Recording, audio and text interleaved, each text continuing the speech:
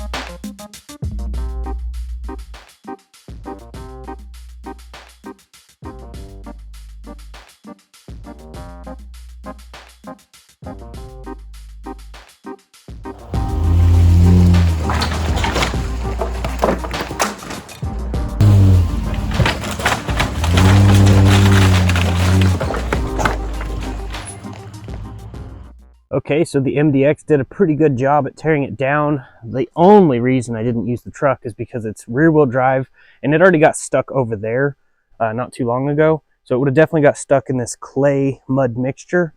Now, I'm not sure that's naturally forming clay. I know we're in North Texas, but it looks like someone actually put this in here for the horses that they had prior to us getting the property, and that's what that looks like. So this will all be leveled. We're going to get the rest of this down. Unfortunately, we have to go to Paris, Texas to do our grocery shopping real quick. By the time I get back, it'll be dark, but I'll try to film what I can with the little light I have. We're going to get this thing done tonight. So I'm going to go ahead and get that done with the family, and then we'll go over more. Hope you guys are enjoying. If you are, please hit that like button.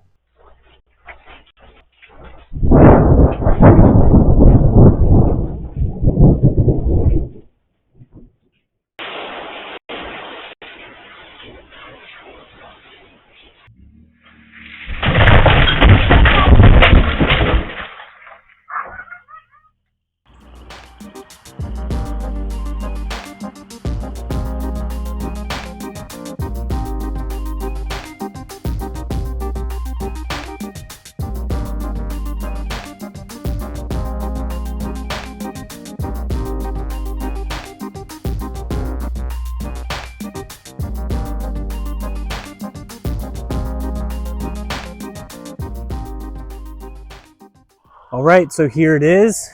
We got it all piled up. So all we have to do now is rent the dumpster to throw all of the bad wood in.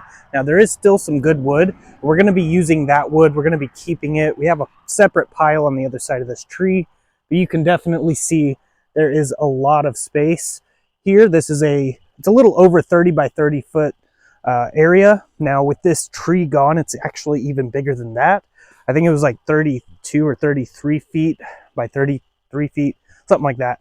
So a 30 by 30 would easily fit here. I don't have a lot of room over on that side because the septic system, we can't really put much over there. So this is gonna be where it's at. So I have to get this all leveled out.